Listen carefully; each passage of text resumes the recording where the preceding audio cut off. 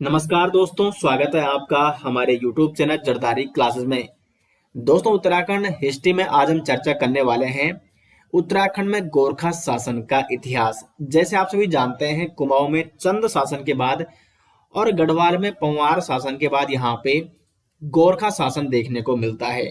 गोरखा शासन यहाँ पे ज्यादा समय तक नहीं चल पाया था, लेकिन जितने समय तक भी ये चला था तो इनके इतिहास के बारे में हम यहाँ पे चर्चा करने वाले हैं, क्योंकि यहाँ से भी अक्सर एग्जाम में प्रश्न पूछ लिए जाते हैं। हम चर्चा करेंगे कुमाऊं में गोरखा शासन के बारे में, गढ़वाल पर किस प्रकार से गोरखाओं ने अपना आधिपत्य जमाया, गोरखाओं की कर प्रणाली क्या थी, इनकी सैन्य शासन प्रणाली क्या थी, न्याय प्रणाली क्या थी, और अंत में हम चर्चा करेंगे ब्रिटिश गोरखा संघर्ष के बारे में, जिसके माध्यम से इस संघर्ष के माध्यम से क्या हुआ, फिर गोरखाओं का पतन हुआ यहाँ से। और फिर कुमाऊं में देखने को मिलता है, कुमाऊं और गढ़वाल में ब्रिटिश शासन, और टिहरी में, टिहरी रियासत में पंवार वंश के शासकों ने फिर से शासन प्रारंभ किया। तो टिहरी रियासत के इतिहास के बारे में भी आपको मैं पहले ही बता चुका हूं। तो यहाँ तक हमारा कंप्लीट हो चुका है और अब हम चर्चा करेंगे गोरखा शासन के इतिहास के बारे में। तो लेक्चर नंबर 8 है ये, और इसके संपूर्ण नोट्स आपको मिल जाएंगे वीडियो के डिस्क्रिप्शन में। तो शुरू करते हैं दोस्तों आज का लेक्चर। दोस्तों, उत्तराखंड में गोरखा शासन के इतिहास की बात की जाए तो उत्तराखंड में गोरखा शासन की जो शुरुआत होती है, कब से होती है? 1790 से, और कब तक चलता है? 1815 तक।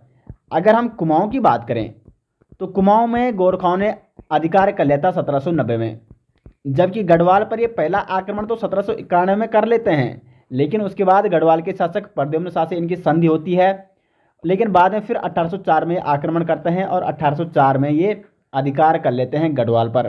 तो गोरखाओं ने कुमाऊं पर भी और गढ़वाल पर भी अधिकार किया है। इससे पहले हम आपको गढ़वाल वंश के बारे में बता चुके हैं और गढ़वाल के परमार वंश के बारे में, साथ साथ कुमाऊं के चंद वंश के बारे में भी कंप्लीट आपको बता चुके हैं। चंद वंश का अंतिम राजा कौन था? महेंद्र चंद। जबकि गढ़वाल का जो अंतिम राजा था, जिसकी श्रीनगर राजधानी थी, वो था प्रद्युम्न शाह। तो इनके साथ युद्ध होता है गोरखाओं का, और इस प्रकार से 1790 में ये कुमाऊं पर अधिकार करते हैं, जबकि 1804 में गोरखा गढ़वाल पर अधिकार कर लेते हैं। अब उत्तराखंड में गोरखा शासन के इतिहास के बारे में यदि जानना है, इनकी यहाँ पे शासन व्यवस्था कैसी थी, किस प्रकार से इन्होंने यहाँ पे शासन चलाया, किस प्रकार से अधिकार किया, ये जानने से पहले हमें ये जानना होगा कि ये गोरखा थे कौन। दोस्तों, जो गोरखा थे वो मूल रूप से कहाँ के थे?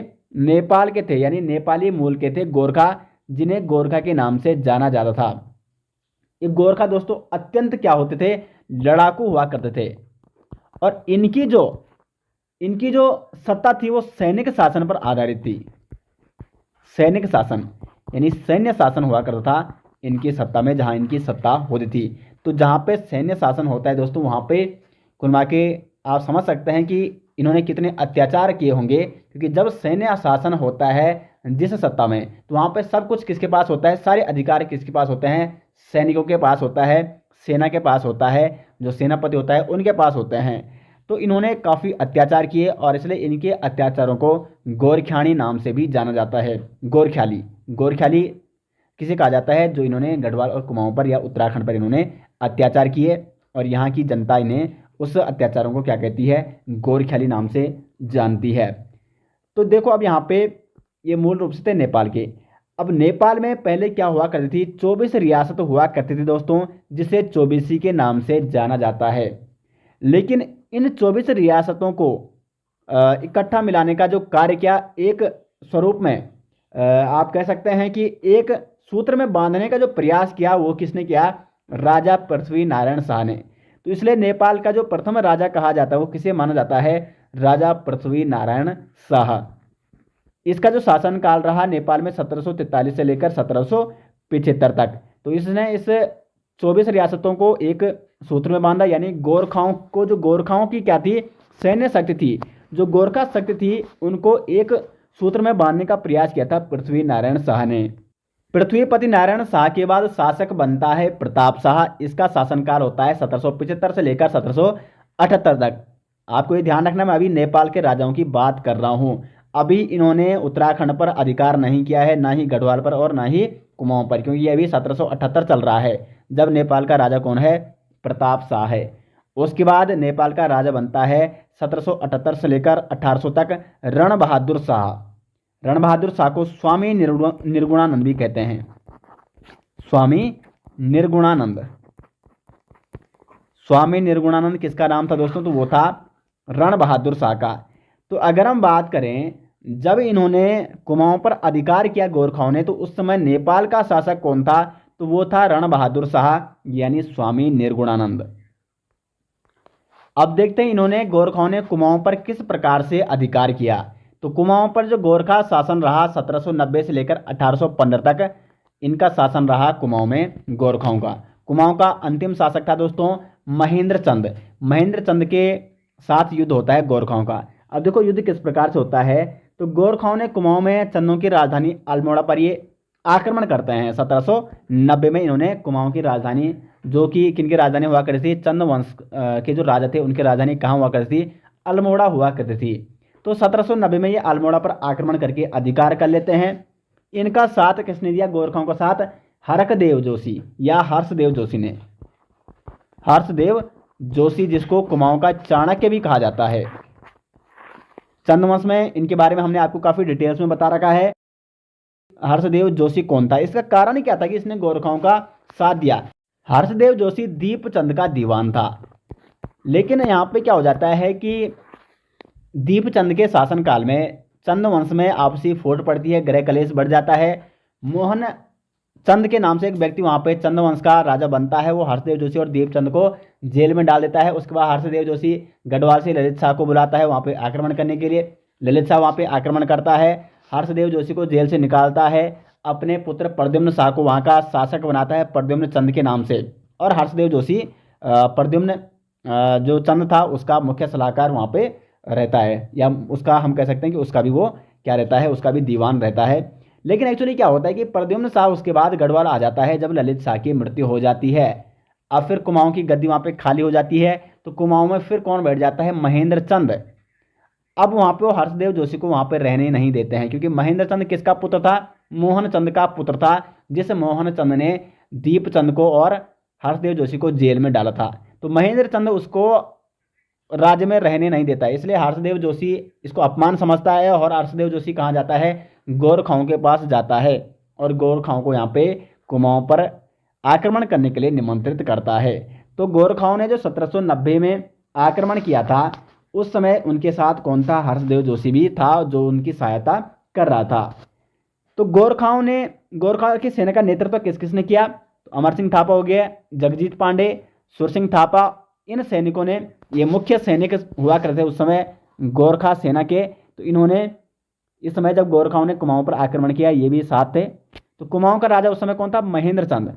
और 1790 में हवालाबाग मैदान में ये निर्णायक युद्ध होता है कुमाऊं और गोरखा सेना में, जिसमें गोरखा सेना विजयी होती है। कुमाऊं की चंद सेना इसमें पराजित हो जाती है। और कुमाऊं की चंद सेना जैसे ही पराजित हो जाती है तो उसके बाद यहाँ पे गोरखाओं का अधिकार हो जाता है कुमाऊं में। अब जब कुमाऊं पर अधिकार हो गया है तो कुमाऊं पर शासन कौन करेगा? क्योंकि देखो जो राजा था गोरखाओं का वो तो नेपाल में शासन करता, वहाँ का प्रशासन संभालता। तो इनमें क्या होता था, गोरखा क्या करते, जो प्रांत होते थे, प्रांत में किसकी नियुक्ति की जाती? गवर्नर की नियुक्ति की जाती थी, जिसे ये लोग क्या कहते हैं? सूबा या सूबेदार। सूबा या सूबेदार। तो कुल मिला के अब गोरखाओं का कोई सूबा बैठेगा कहाँ पे? कुमाऊं की गद्दी पर, कुमाऊं का राज्यभार संभालेगा। लेकिन अब देखो जानते हैं, आगे हम जानेंगे अभी कि कौन कौन से गोरखा सूबा या गोरखा सूबेदार जो कि कुमाऊं पर जिन्होंने शासन किया। उससे पहले हर्षदेव जोशी के बारे में जानना अति आवश्यक है, क्योंकि हर्षदेव जोशी, इनका कुमाऊं के इतिहास में एक अलग ही इतिहास है इनका। क्योंकि कुमाऊं के इतिहास में जो भी बदलाव हुए उसमें महत्वपूर्ण योगदान किसका था? हर्षदेव जोशी का। हर्षदेव जोशी चंद शासक दीपचंद का दीवान था। और वैसे हर्षदेव जोशी के बारे में आपको परमार वंश में भी और चंद वंश के जो टॉपिक कराए मैंने उसमें भी काफ़ी डिटेल्स में बताया कि किस प्रकार से वो गढ़वाल की शासक ललित शाह को बुलाते हैं वहाँ पे कुमाऊं पर आक्रमण करने के लिए। उसके बाद वो गोरखाओं को बुलाते हैं। और ये भी माना जाता है कि गोरखाओं के बाद जब यहाँ पे अंग्रेजों ने अधिकार किया तो अंग्रेजों को कुमाऊं पर अधिकार करने के लिए भी किसने आमंत्रित किया था? तो वो थे हर्षदेव जोशी। तो इसके लिए इनके बारे में जानना अति आवश्यक है। हर्षदेव जोशी ने गोरखाओं को कुमाऊं पर आक्रमण करने के लिए निमंत्रण भेजा था, ये आपको ज्ञात होना चाहिए। राहुल सांकृत्यायन ने क्या कहा है, हर्षदेव जोशी को विभीषण की उपाधि दी है। इस प्रकार के दोस्तों क्वेश्चन बनते हैं। क्वेश्चन आ सकता है कि राहुल सांकृत्यायन ने हर्षदेव जोशी को कौन सी उपाधि दी है, तो विभीषण की उपाधि दी है राहुल सांकृत्यायन ने हर्षदेव जोशी को। एटकिंसन महोदय ने हर्षदेव जोशी को क्या कहा है, स्वार्थी और देशद्रोही। स्वार्थी इसलिए कहा होगा क्योंकि हरदेव जोशी चाहता था दोस्तों कि वो कुल मिला के कुमाऊं पर उसका स्वयं का आधिपत्य वो हासिल कर सके, लेकिन ऐसा हुआ नहीं। उसने फिर यहाँ पे इसका बदला उसने लिया, क्योंकि उसका भी बीच में अपमान होता रहा। जो मोहन चंद था उसने उसको जेल में डाला, महेंद्र चंद ने उसको अपने राज्य से निकाल दिया। तो इसलिए उसने गोरखाओं को बुलाया, गढ़वाल के शासक को भी वहाँ पे आमंत्रित किया आक्रमण करने के लिए, अंग्रेजों को भी आमंत्रित किया। तो इसलिए एटकिंसन महोदय ने हर्षदेव जोशी को कौन सी उपाधि दी है, स्वार्थी और देशद्रोही की। जबकि हर्षदेव जोशी को कुमाऊं का चाणक्य भी कहा जाता है, क्योंकि कुमाऊं की जो राजनीति में जो उलटफेर देखने को मिलता है उसमें महत्वपूर्ण योगदान किसका था, हर्षदेव जोशी का। तो इसलिए कुमाऊं का चाणक्य किसको कहा जाता है, हर्षदेव जोशी को कहा जाता है। साथ ही साथ हर्षदेव जोशी को राज्य निर्माता यानी किंग मेकर की उपाधि भी दी गई है। हर्षदेव जोशी को कई जगह हरकदेव जोशी भी लिखा गया है, इसमें आपको कंफ्यूज नहीं होना है, ठीक है। तो आपने दोनों नाम ही लिखने हैं। ऑप्शन में कई बार हरकदेव जोशी भी पूछा जा सकता है, हर्षदेव जोशी या हरकदेव जोशी, कुमाऊं का चाणक्य और किंग मेकर यानी राज्य निर्माता। अब जानते हैं दोस्तों यहाँ पे कि कुमाऊं में कौन कौन से गोरखा सूबा यानी सूबेदारों ने शासन किया है।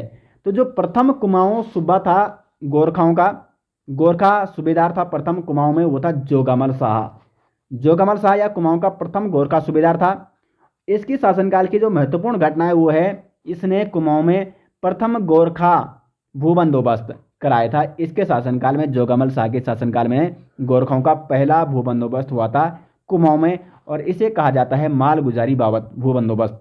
कौन सा भूबंदोबस्त कराया इसने, मालगुजारी बाबत भूबंदोबस्त। किसके शासनकाल में हुआ, जोगामल शाह के शासनकाल में। साथ ही साथ इसने पुरही और पिछवी कर भी लगाए थे।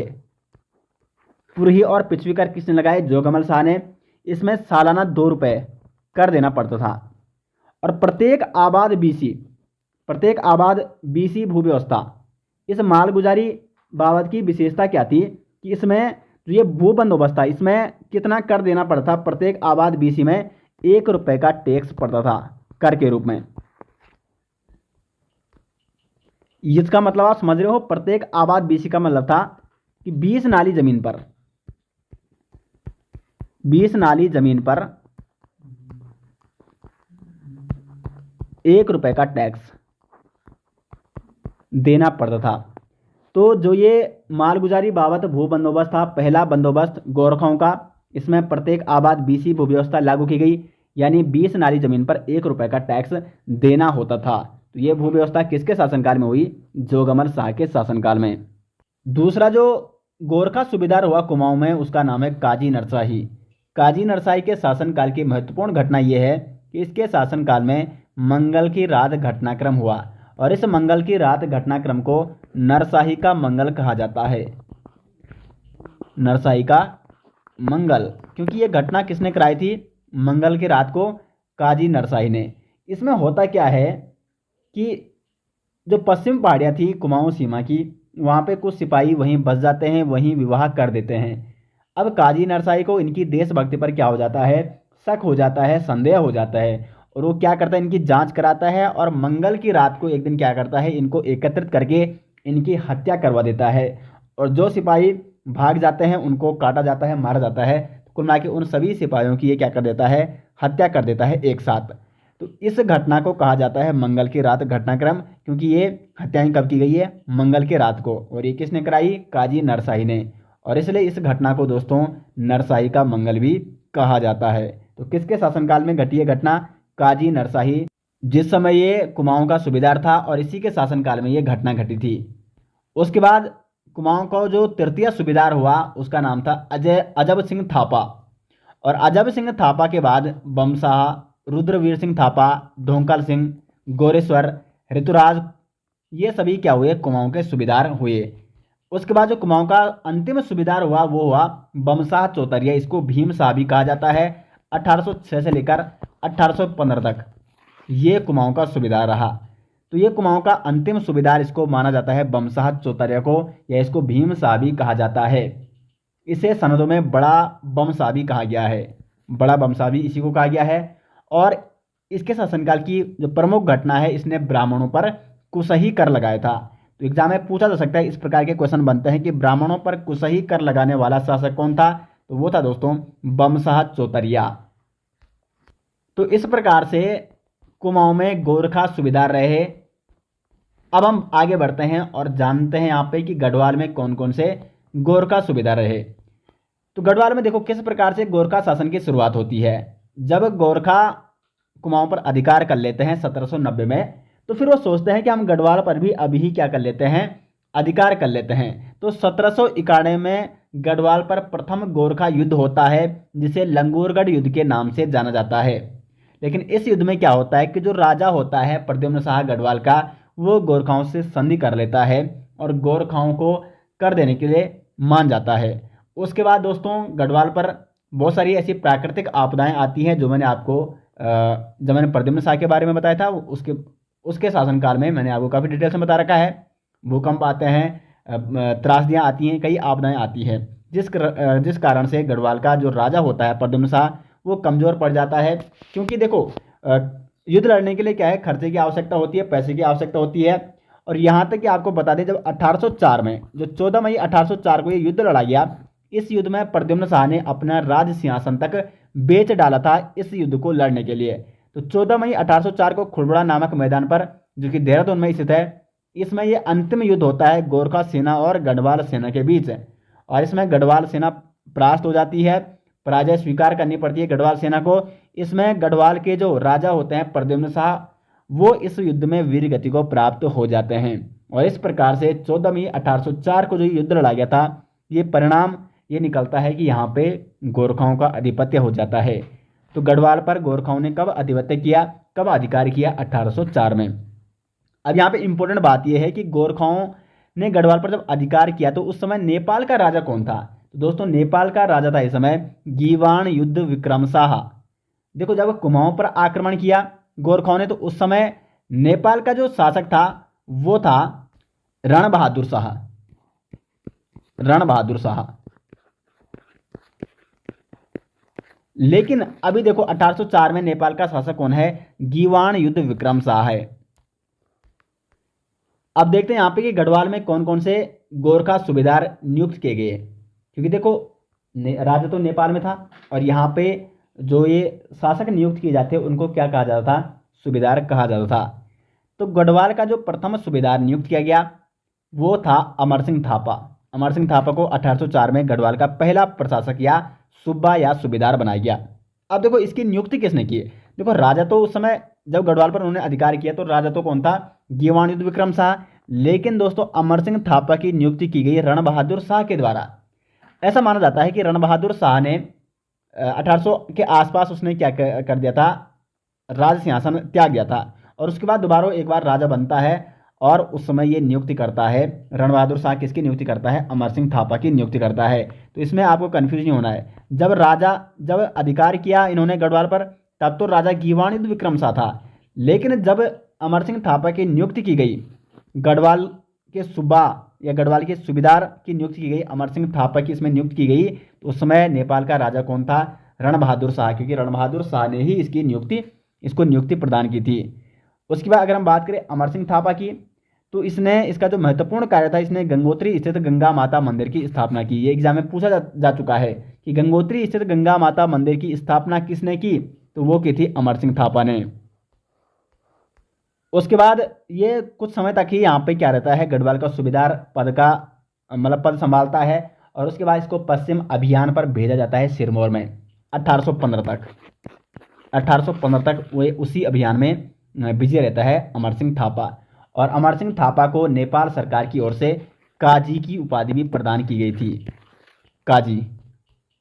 अब आगे बढ़ते हैं, जो द्वितीय सूबेदार हुआ वो हुआ रणजोर थापा 1804 से लेकर 1805 तक। और ये अमर सिंह थापा का क्या था, पुत्र था। अमर सिंह थापा का पुत्र था दोस्तों कौन, जो द्वितीय सूबेदार हुआ गढ़वाल का, रणजोर थापा। ये भी ज़्यादा समय तक यहाँ पे सूबेदार पद पे नहीं रहा, सिर्फ एक ही साल तक रहा, 1804 से लेकर 1805 तक। मोलाराम ने रणजोर थापा को दानवीर कर्ण की उपाधि दी है। दानवीर कर्ण की उपाधि किस सूबेदार को दी गई है मोलाराम द्वारा? तो रणजोर थापा को। मोलाराम की एक रचना भी है, रण बहादुर चंद्रिका। रण बहादुर चंद्रिका, तो ये रचना किसकी है? मोलाराम की है। कैसे संबंधित है? रणजोर थापा से। और रणजोर थापा को दानवीर कर्ण की उपाधि किसने दी? मोलाराम ने दी। देखो रणजोर थापा ने यहाँ पे दो पदों का सृजन किया, विचारी और अविचारी। विचारी कौन होता था? जज होता था, जबकि जो अविचारी कहलाता था उसे वो कौन होता? अधिशासक होता था। तो इन पदों का सृजन, विचारी और अविचारी पदों का सृजन किसने किया? तो रणजोर थापा ने किया था। रणजोर थापा के शासनकाल में एक और घटना घटी।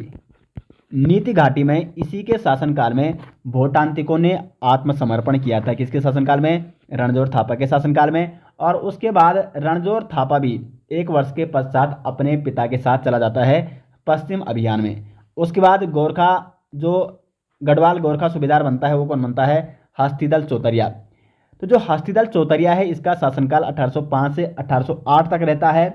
और इसकी कृषकों के प्रति एक क्या थी? निष्ठा थी कृषकों के प्रति। इसलिए क्या करता है कि इसने किसानों को तकावी ऋण दिए और लगान कम की किसानों की। ठीक है, एक तो इसने लगान कम किए किसानों के लिए, और कृषि उन्नति के लिए इसने कौन से ऋण दिए किसानों को? तकावी ऋण दिए। यही माना जाता है कि इसके शासनकाल में जो दून की वार्षिक आय थी, दून की वार्षिक आय गढ़ नरेशों के समय जो 9 सहस्त्र हुआ करती थी, इसके शासनकाल में 18 सहस्त्र हो गई थी। 18 सहस्त्र। तो कुल मिला के किसानों पर इसकी काफ़ी कृपा थी, विशेष आस्था थी, इसलिए इसने किसानों को यहाँ पे बढ़ावा दिया अपने शासनकाल के दौरान।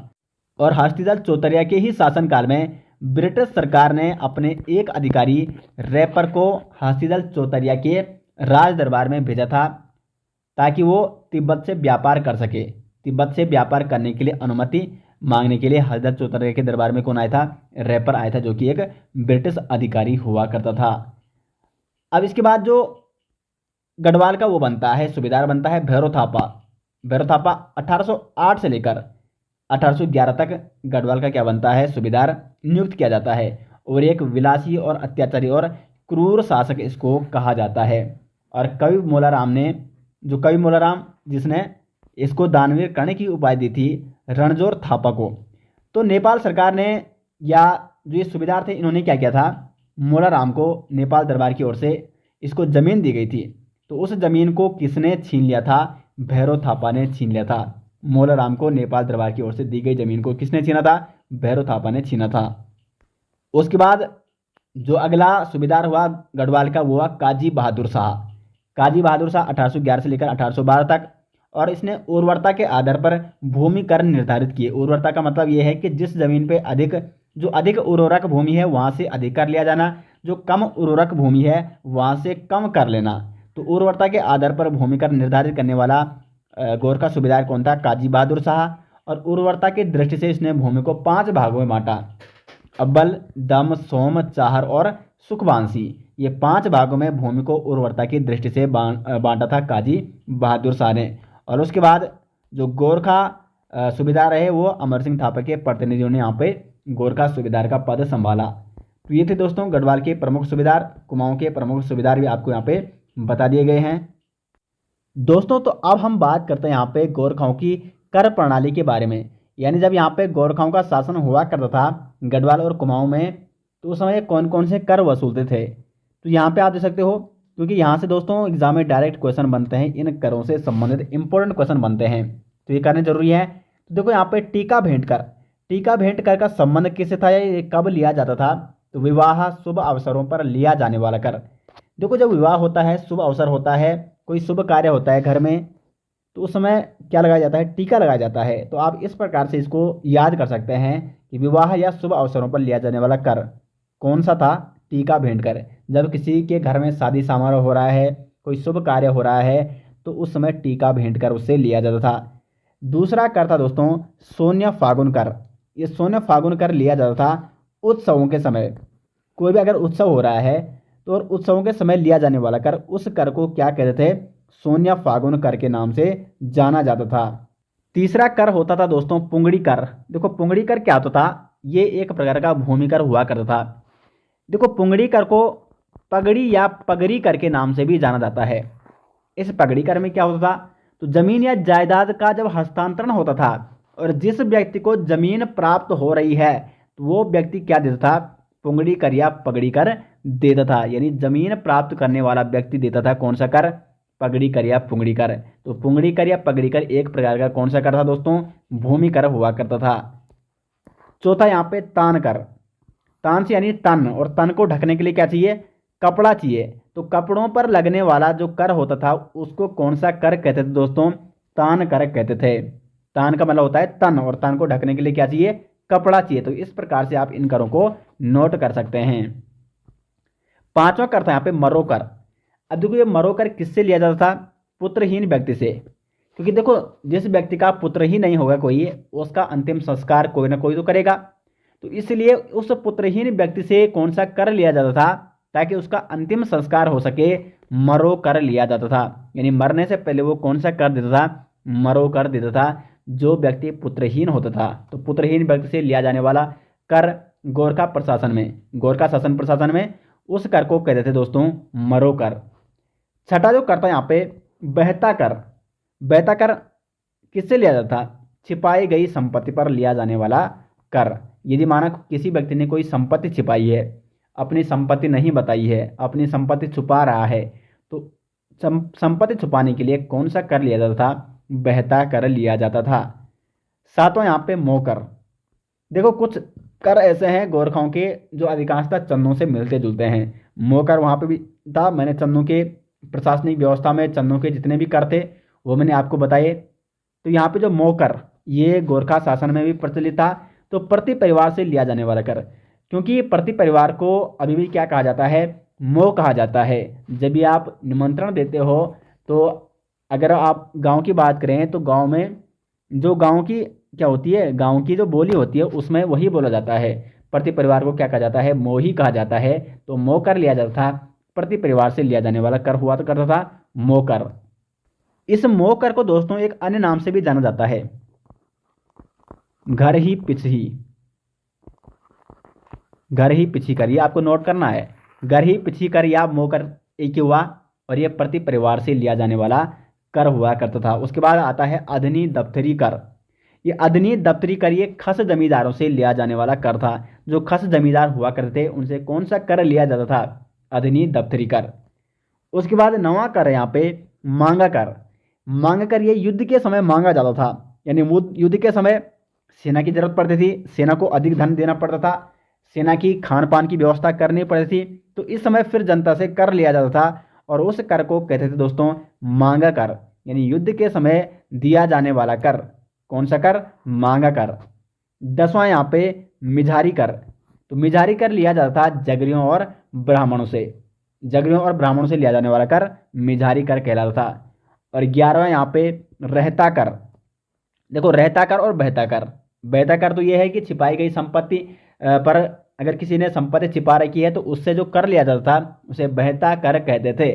जबकि रहता कर क्या है, यदि कोई गांव छोड़कर भागने की कोशिश कर रहा है या भागने वाला है, तो अगर गांव छोड़कर भाग रहा है तो उससे कौन सा कर लिया जाता था, रहता कर लिया जाता था। क्योंकि वो उस गांव में रहता था, तो इसलिए रहता कर उससे लिया जाता था। 12वां कर यहाँ पे दोनिया कर। ये दोनिया कर क्या है, तो पहाड़ी पशुचारकों से लगने वाला कर। पहाड़ी पशुचारकों पर लगने वाला कर। जो पहाड़ी पशुचारक होते वो पहाड़ों में जाते अपने पशुओं को चराते थे, और फिर उन पर कौन सा कर लगाया जाता था, दोनिया कर लगाया जाता था। 13वां कर था यहाँ पे कुसही कर। तो कुसही कर किससे लिया जाता था, ब्राह्मणों पर जमीन हथियाने पर लगने वाला कर। ये कौन सा कर था, कुसही कर। उसके बाद घी कर। तो घी कर किससे लिया जा सकता है, जो पशुपालक होंगे। तो पशुपालकों से लिया जाने वाला कर कौन सा था, घी कर।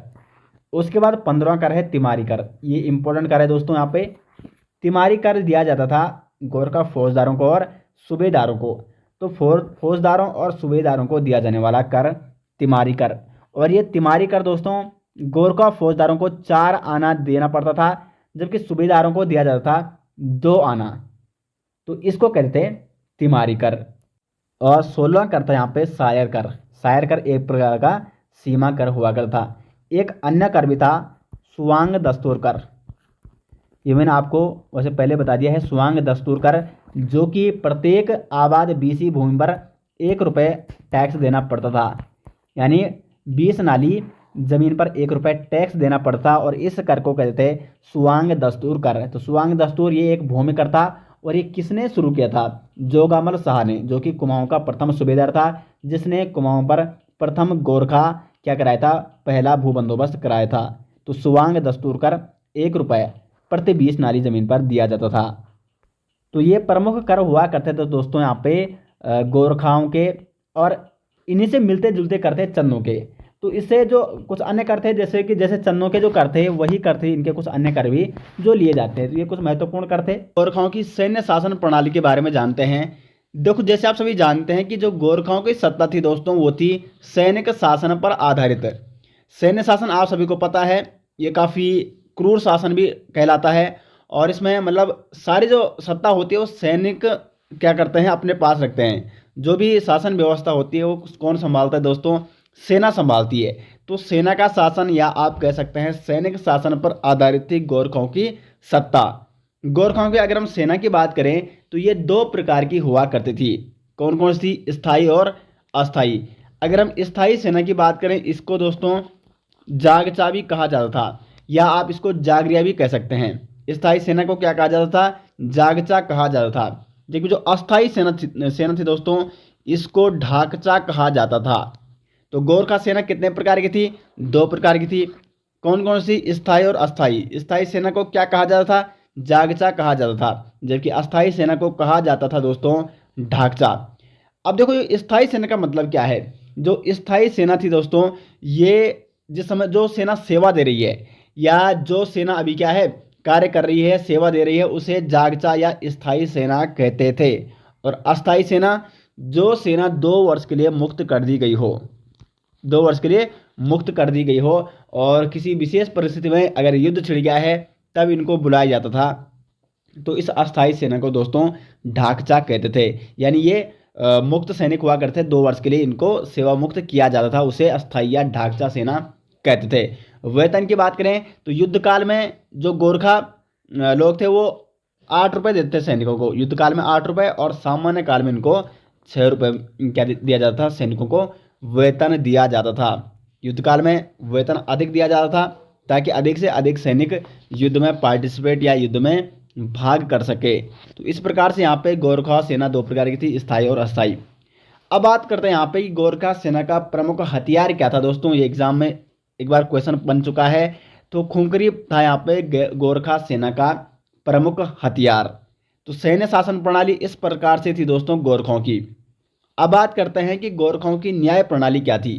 काफ़ी क्रूर शासन माना जाता है। जब गोरखाओं ने यहाँ पे शासन किया तो यहाँ की जनता को उन्होंने काफ़ी प्रताड़ित किया, और इसलिए आपको आगे जब आप पढ़ोगे ब्रिटिश शासन, तो आप देखोगे कि यहाँ पे ब्रिटिशों के खिलाफ 1857 की क्रांति में विद्रोह देखने को कम मिला था। उसका ये प्रमुख कारण था दोस्तों, क्योंकि यहाँ पे गोरखाओं ने अनेक अत्याचार किए थे, जिस कारण से ब्रिटिश का जो शासन था वो जनता को नरम लग रहा था। तो इसलिए यहाँ पे जनता ने ब्रिटिशों का विद्रोह नहीं किया, क्योंकि वो यहाँ की जनता गोरखाओं से इतना प्रताड़ित हो चुकी थी कि उन्हें ब्रिटिश शासन क्या लगने लग गया था? अच्छा लगने लग गया था। भले ही बाद में जब यहाँ पे शिक्षा का प्रसार हुआ, तो फिर यहाँ के लोगों ने सोचा फिर कि हाँ, गुलामी तो गुलामी होती है, और फिर यहाँ पे ब्रिटिशों के खिलाफ विद्रोह होने लग गया था। तो वो बात की बात है। अभी हम ब्रिटिश शासन में उसके बारे में पढ़ेंगे डिटेल्स में। तो अभी देखो गोरखाओं की न्याय प्रणाली क्या थी, और इसके हिसाब से आप लगा दोगे कि कितना क्रूर शासन रहा होगा गोरखाओं का उत्तराखंड में। गोरखा के शासन दोस्तों, जो गोरखा शासन थे, ये देखो इनके मुकदमे का जो कार्य करता था वो जज करता था, और जज को ये लोग क्या कहते थे दोस्तों? वो कहते थे विचारी। यानी गोरखा शासन व्यवस्था या गोरखा शासन में जज को क्या कहा जाता था? तो क्या कहा जाता था दोस्तों? विचारी कहा जाता था। और अगर बात करें गोरखाओं की पहली अदालत की, तो गोरखाओं की पहली अदालत थी दोस्तों अल्मोड़ा। ये क्वेश्चन भी इंपॉर्टेंट है, एग्जाम में पूछा जा चुका है कि गोरखाओं ने अपनी पहली अदालत कहाँ स्थापित की? अल्मोड़ा स्थापित की। अब देखो अदालत की कार्यवाही कैसे चलती थी। तो यहाँ पे वादी और प्रतिवादी को बुलाया जाता था। वादी और प्रतिवादी, वादी प्रतिवादी का आप मतलब समझ रहे होंगे। एक होता है पक्षधर और एक होता है विपक्ष। तो दोस्तों दोनों को यहाँ पे बुलाया जाता था। साथ ही साथ गवाह को भी बुलाया जाता था। और गवाह ने अगर कोई गवाही दी है और उस पर संदेह उत्पन्न हो रहा है तो उससे दोस्तों हरिवंश की कसम खिलवाई जाती थी। अभी हरिवंश क्या है, तो ये महाभारत का एक भाग है। जैसे आपने फिल्मों में देखा होगा गीता की कसम खिलवाई जाती है, कई फिल्मों में आपने देखा होगा अदालत में। तो इसी प्रकार से गोरखा शासन में हरिवंश जो कि महाभारत का एक भाग है, इसकी कसम खिलवाई जाती थी गवाह से, ताकि वो गवाही झूठी ना दे। तो इस प्रकार से यहाँ पे अदालत की कार्यवाही चलती थी गोरखा प्रशासन में। अब देखो गोरखा शासन काल में कुछ प्रमुख न्याय व्यवस्था थी दोस्तों। तो कौन कौन से प्रकार के न्याय व्यवस्था थी दोस्तों गोरखा शासन में? गोलादीप हो गया, तराजू द्वीप, कढ़ाई द्वीप, तीर का द्वीप, घात का द्वीप, बोकाटी हरिया द्वीप और न्याय का द्वीप। ये प्रमुख न्याय व्यवस्था थी। इनके बारे में एक एक करके समझते हैं और फिर आप लगा सकते हो यहाँ पे कि कितना क्रूर शासन रहा होगा, गोरखों का कितनी क्रूर सजा यहाँ पे दी जाती थी। गोलादीप में क्या होता था दोस्तों, यहाँ पे एक गर्म लोहे की छड़ ली जाती थी और जिस पर दोष का आरोप लग गया है उसको इस गर्म लोहे की छड़ को पकड़कर दूर तक चलने को कहा जाता था। तो अगर उसने उतनी दूरी तय कर ली तब तो वो दोष मुक्त हो जाता था। लेकिन दोस्तों अगर उसने वो गर्म लोहे की छड़ पकड़कर उतनी दूरी तय नहीं की है तो उसको मतलब दोष सिद्ध हो जाता था कि इसने दोष किया है। अब आप लगा सकते हो कि हर कोई गर्म लोहे की छड़ पकड़कर उतनी दूर नहीं जा सकता रहा होगा, क्योंकि गर्म लोहे की छड़ से हाथ जल जाएगा। लोहे की जो ये गर्म लोहे की छड़ है तो ऐसी ही छूट जाएगी। तो कुल मिला के कई बार इसमें क्या होता, निरपराध लोगों को भी दंड दिया जाने लगा ऐसे में। दूसरा था दोस्तों तराजू द्वीप। इसमें क्या होता था, जिस पर दोष का आरोप लग गया है उसका वजन मापा जाता था और शाम के टाइम में होता था। माना शाम के टाइम उसका वजन निकला है 60 kg, फिर अगले दिन भी अगली सुबह उसका वजन नापा जाता था। अगर अगले दिन उसका वजन कम हो गया यानी 60 kg से कम हो गया है, माना 59 kg हो गया है, तो ये दोष मुक्त हो जाता था। इसने कोई अपराध नहीं किया है, इसको दोष मुक्त किया जाता था। लेकिन अगर बाई चांस अगर गलती से उसका वजन 60 से 61 kg हो गया है, 61 kg निकला, तो दोस्तों इस पर दोष सिद्ध हो जाता था कि इसने दोष किया है। तो कुल मिला के अगर तराजू द्वीप में इसमें क्या होता है, इस प्रथा में कि अगर वजन बढ़ गया तो वो दोषी कहलाता था और अगर वजन घट गया तो वो क्या कहलाता, दोष मुक्त कहलाता था। तीसरा है दोस्तों यहाँ पे कढ़ाई द्वीप प्रथा। इसमें क्या होता, इसमें कढ़ाई में तेल को उबाला जाता, गर्म तेल, और उसमें जो दोषी है उसके हाथों को डुबाया जाता। अगर उसके हाथ जल गए तो वो दोषी है और हाथ नहीं जले हैं तो वो क्या है, निर्दोष है। तो इस प्रकार के कुछ क्रूर यहाँ पे न्याय व्यवस्था हुआ करती थी गोरखा शासन में। उसके बाद तीर का द्वीप। इसमें क्या होता है कि तीर चलाया जाता और जो दोषी था मतलब जिस पर दोष सिद्धि का आरोप लगा है उसको पानी में रखा जाता था और एक तीर फेंक दिया और दूसरे व्यक्ति को उस तीर को लेने के लिए भेजा जाता था। तो जब वो दूसरा व्यक्ति उस तीर को वापस लाए और जो व्यक्ति पानी में रखा हुआ है तो तब तक अगर वो जिंदा बच गया तो दोष मुक्त हो जाता और अगर मर गया तो खैर वैसे ही तब दोष सिद्ध लगे या वैसे भी मर गया। तो कुल मिला के एक को पानी में डुबाया जाता, दूसरे को तीर लाने के लिए भेजा जाता। तो इस प्रकार से यहाँ पे तीर का द्वीप व्यवस्था हुआ करती। पांचवा हुआ करता था घात का द्वीप। घात का द्वीप दोस्तों अभी भी आप गांव में कहीं सुनते होंगे, घात लगाना मतलब ये देवता से संबंध कुछ सिस्टम होता है। इसमें क्या होता है कि कुछ मतलब देवताओं से कुछ मांगा जाता है और अगर कोई मतलब किसी ने किसी के साथ गलत किया है तो ऐसा माना जाता है कि वहाँ पे क्या हो जाता है, उस व्यक्ति के साथ बुरा होने लगता है। देवता उस व्यक्ति के साथ क्या करता है, बुरा करता है। इसको घात का द्वीप कहते थे दोस्तों और ये अभी भी कहीं न कहीं गाँव में अभी भी देखने को मिलता है। ये न्याय का द्वीप ये भी लगभग क्या था, सेम था। न्याय का द्वीप में अंतर ये होता था कि न्याय के द्वीप में मंदिर में जाया जाता था, ठीक है। जो देवता है, जो आपका आस्था जिस देवता के प्रति है उस देवता के मंदिर में जाया जाता था और उस देवता के मंदिर में कुछ मिट्टी रखी जाती थी। अभी भी आप देखते होंगे कई जगह ऐसे देखने को अभी भी मिलता है और देवता पे लोग विश्वास करते हैं और ऐसा माना जाता है कि जिस व्यक्ति ने किसी व्यक्ति के साथ क्या किया है, अन्याय किया है, तो कुछ महीनों बाद वो अन्यायकर्ता व्यक्ति उसका कुछ ना कुछ नुकसान हो जाता है, उसकी फैमिली में किसी की डेथ हो जाती है। इस प्रकार से यहाँ पे भी अभी भी ये प्रथा कहीं ना कहीं देखने को और इसमें विश्वास भी करते हैं अभी पहाड़ों में लोग। इसके बारे में आप सभी जानते होंगे। और एक थी दोस्तों बोकाटी हरिया द्वीप। इसमें पानी में तैरना था, जो डूब गया वो दोष सिद्ध हो जाता उस पर और वैसे ही वो मर जाता था। और जो अगर डूबने से बच गया तो वो दोष मुक्त हो जाता था। तो ये 7 प्रमुख दोस्तों न्याय व्यवस्था हुआ करती थी गोरखा शासन में। अब देखो ये कुछ इंपॉर्टेंट फैक्ट यहाँ पे जो आपको जानने हैं, क्योंकि यहाँ से एग्जाम में क्वेश्चन बनते हैं। गोरखा लोग शिल्पकारों को क्या कहते थे दोस्तों? तो वो कहते थे कामी।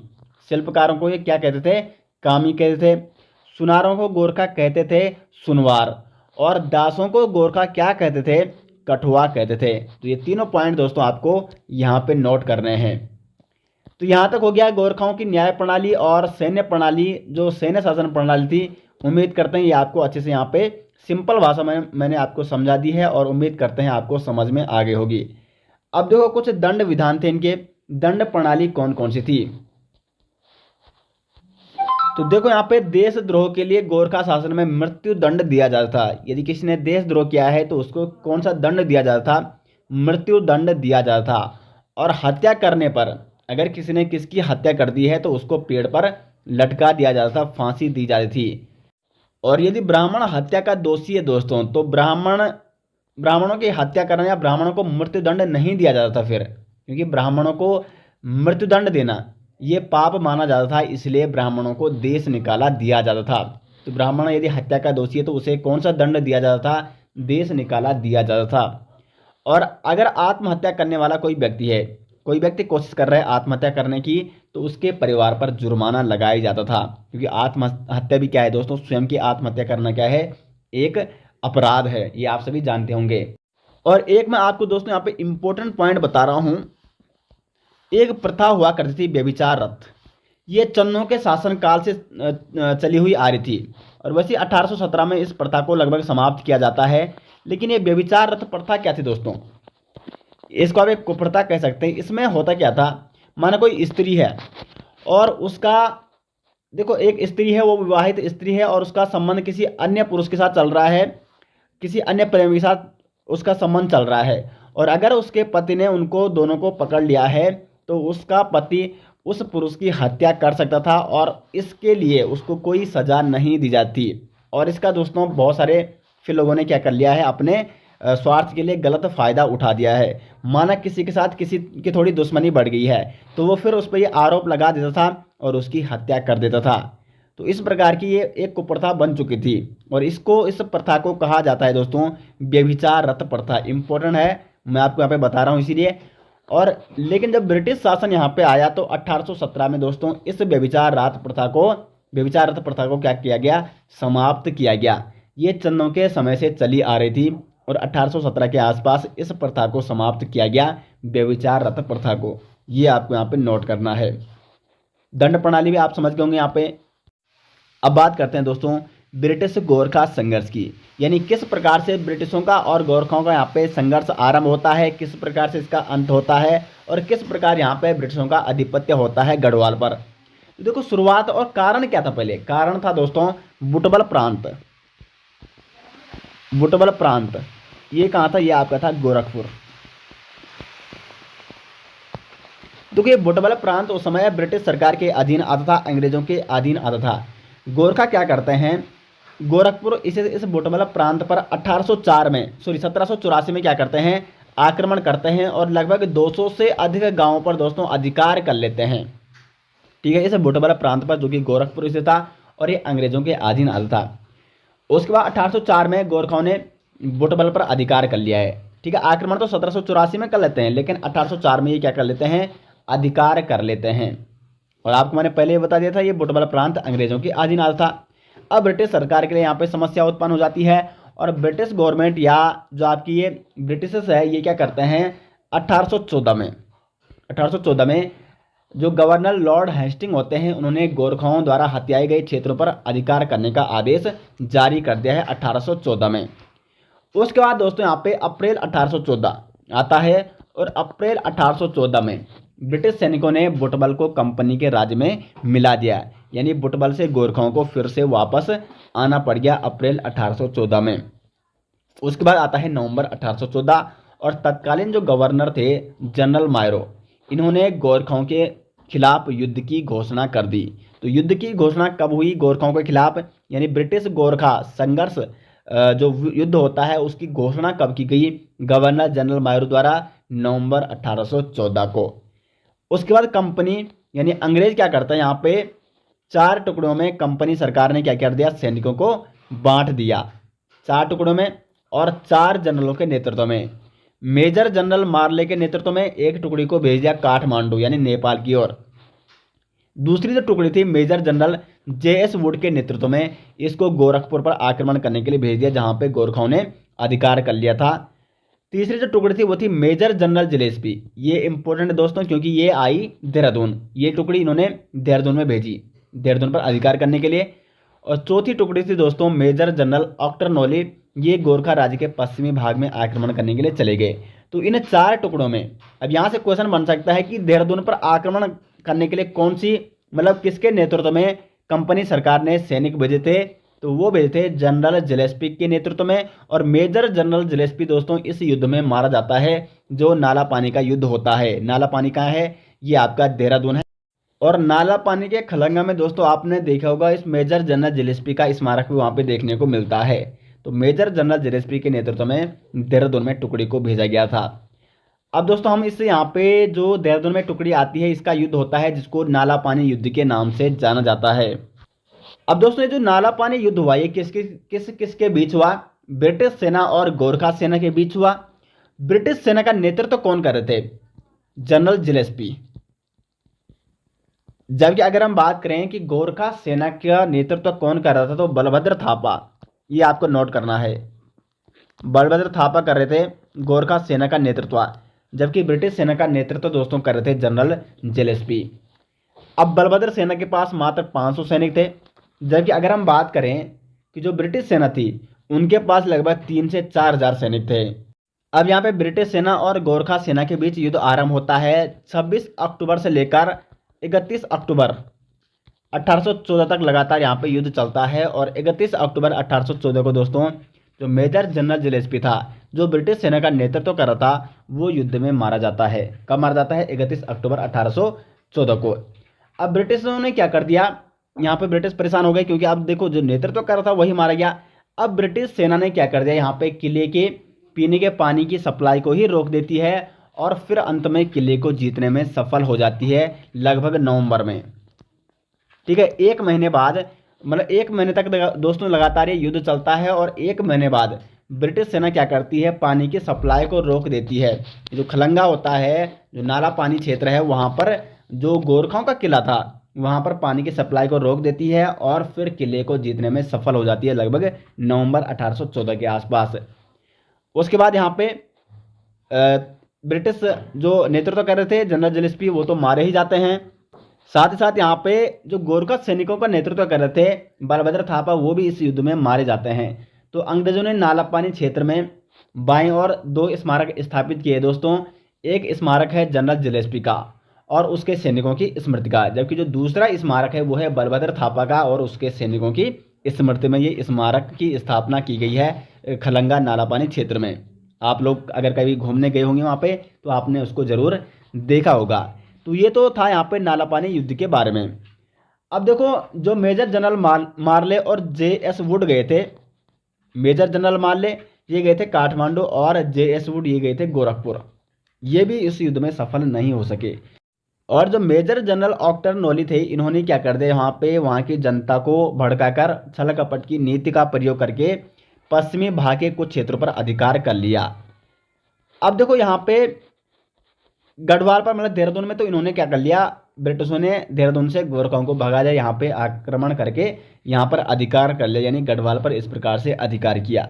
अब बचा कुमाऊं। तो कुमाऊं में ब्रिटिशों ने अधिकार कैसे किया, तो यहाँ पे क्या होता है, सर्वप्रथम 14 दिसंबर 1814 को अंग्रेजों ने गोरखाओं को भगाने के लिए स्थानीय लोगों की मदद ली, 14 नवंबर 1814 को। और उसके बाद हर्षदेव जोशी, इनके बारे में आप सभी जानते होंगे, पिछली वीडियो में मैंने आपको पिछले लेक्चर में इनके बारे में काफ़ी डिटेल्स में बताइए है। कुमाऊं का अर्ल वारविक भी इसको कहा जाता है, अंग्रेजों ने कहा। ठीक है, हर्षदेव जोशी को अंग्रेजों ने क्या कहा, कुमाऊं का अर्ल वारविक। 23 अप्रैल 1815 को दोस्तों गणनाथ डांडा का युद्ध होता है गोरखाओं और ब्रिटिशों के बीच। कुमाऊं में गणनाथ डांडा का युद्ध 23 अप्रैल 1815 को। 27 अप्रैल 1815 को अंग्रेज क्या करते हैं, अल्मोड़ा पर चढ़ाई कर देते हैं। और जो तत्कालीन सूबेदार हुआ करता था गोरखाओं का कुमाऊं में, बमसा चौतरिया ये दोस्तों आत्मसमर्पण कर देता है। कब करता है? 27 अप्रैल 1815 को। तो इस प्रकार दोनों क्षेत्रों में, गढ़वाल पर भी और कुमाऊं पर भी, गोरखाओं को हराकर अंग्रेज यहाँ पे क्या कर लेते हैं? अधिकार कर लेते हैं। अब आती दोस्तों आंग्ला गोरखा संधि। यहाँ से क्वेश्चन बनता है एग्जाम में, इसलिए इसको आपको ध्यान से देखना है। तो आंग्ला गोरखा संधि यानी अंग्रेजों और गोरखाओं के मध्य या नेपाल सरकार के मध्य यह संधि होती है। देखो 27 अप्रैल 1815 को गार्डनर कुमाऊं का प्रथम कमिश्नर, गार्डनर और बमसा चौतरिया जो कि कुमाऊं का अंतिम क्या था? गोरखा सूबेदार था। इसके बीच आंग्ला गोरखा संधि होती है। देखो संधि कब होती है? 27 अप्रैल 1815 को। लेकिन पुष्टि अभी दोस्तों 1815 को नहीं हुई है, क्योंकि कई बार एग्जाम में इस प्रकार से क्वेश्चन बनता है कि आंग्ला गोरखा संधि की पुष्टि कब हुई? तो पुष्टि हुई 1816 में, जबकि संधि होती है 1815 में। ठीक है, तो 1815 में संधि हो गई है गार्डनर और बमसा चौतरिया के बीच। गार्डनर कुमाऊं का प्रथम कमिश्नर, बमसा चौतरिया नेपाली सूबा अंतिम कुमाऊं का नेपाली सूबेदार। उसके बाद 15 अगस्त 1815 को अमर सिंह थापा ने संधि पर हस्ताक्षर कर दिए। अमर सिंह थापा, इसको काजी की उपाधि भी दी गई है नेपाल सरकार की ओर से। तो अमर सिंह थापा ये बमसा चौतरिया से ऊपर थोड़ा क्या था, मतलब देखो सैन्य शासन हुआ करता, तो ये ऊपर का अधिकारी था अमर सिंह थापा। तो इसने 15 अगस्त 1815 को संधि पर हस्ताक्षर कर लिए। उसके बाद क्या होता है कि 2 दिसंबर 1815 को नेपाल के जो राजगुरु थे गजराज मिश्र और कर्नल पेरिस ब्रेनशाह के मध्य संधि होती है। आंग्ला गोरखा संधि राजगुरु गजराज मिश्र और कर्नल पेरिस ब्रेनशाह के मध्य कब होती है? 2 दिसंबर 1815 को। लेकिन फिर बीच में क्या करते हैं? 28 फरवरी 1816 को ऐसा एक दिन आता है, एक बार फिर आंग्ला गोरखा युद्ध आरंभ होता है 28 फरवरी 1816 को। लेकिन गोरखा इसमें जीत नहीं पाते हैं। तो अंततः दोस्तों 4 मार्च 1816 को नेपाल सरकार ने सुगोली या संगोली संधि की पुष्टि की है। तो आंग्ला गोरखा संधि, जिसको संगोली या सुगोली संधि के नाम से भी जाना जाता है, उसकी पुष्टि कब की दोस्तों? नेपाल सरकार ने 4 मार्च 1816 को। तो इसलिए मैंने आपको पहले ही बता दिया था कि संधि की शुरुआत तो 1815 में होती है। संधि कब होती है? 1815 में। लेकिन पुष्टि कब की नेपाल सरकार ने? 1816 में। अब देखो क्या थी ये संधि? संधि क्या थी? ये तो हमने बताया आपको कि कब कब संधि हुई, किस प्रकार से संधि होती है। लेकिन संधि आखिरकार थी क्या? इसमें था क्या? संगोली की संधि या इसको आंग्ला गोरखा संधि के नाम से जाना जाता है। देखो दोस्तों संधि के तहत नेपाल को अपना 1/3 इलाका, देखो एक तिहाई इलाका किसको देना था? ब्रिटिश भारत के अधीन करना था, यानी ब्रिटिशों को देना था। इस इलाके में आपका पूर्वी छोर पर स्थित दार्जिलिंग हो गया, दक्षिणी पश्चिमी क्षेत्र में बसे नैनीताल हो गया, क्योंकि देखो यहाँ पर गोरखाओं ने आधिपत्य किया था, ये तो उत्तराखंड का क्षेत्र था। पश्चिमी छोर पर कुमाऊं हो गया, गढ़वाल के अलावा गढ़वाल के कई क्षेत्रों में गोरखाओं ने आधिपत्य किया था, और कुछ तराई क्षेत्र के जो इलाके थे, तो इनको मिलाकर 1/3 इलाका हो रहा था, और ये अंग्रेजों के अधीन करना था, अंग्रेजों को सौंपना था। साथ ही साथ संधि के अनुसार काठमांडू में एक ब्रिटिश प्रतिनिधि की नियुक्ति की जाएगी। काठमांडू में ब्रिटिश प्रतिनिधि की नियुक्ति की जाएगी, जो दोनों जैसे आज होते हैं, आज राजदूत होते हैं, इस प्रकार से वहाँ पे एक ब्रिटिश प्रतिनिधि की नियुक्ति की जाएगी। और ब्रिटेन की सैन्य सेवा में गोरखाओं की नियुक्ति किया जाना भी सम्मिलित किया गया। तो ब्रिटेन सेना में आपने देखा होगा गोरखाओं की नियुक्ति की जाती थी, और ये इसी संगोली के संधि के माध्यम से इसकी शुरुआत की गई थी। तो इस प्रकार से दोस्तों यहाँ पे संगोली की संधि होती है, और यहाँ पे गढ़वाल और कुमाऊं में ब्रिटिशों का आधिपत्य हो जाता है। तो दोस्तों ये तो गोरखा यहाँ पे कंप्लीट हो गया, ठीक है। गोरखाओं की शासन प्रणाली, गोरखाओं ने किस प्रकार से आधिपत्य शुरू किया और किस प्रकार से उनका शासन समाप्त होता है, यहाँ तक हमने कवर कर दिया है। और जो अंग्रेजी शासन आएगा, ठीक है, अंग्रेजों के प्रमुख कमिश्नर, वो हम नेक्स्ट वीडियो में चर्चा करेंगे।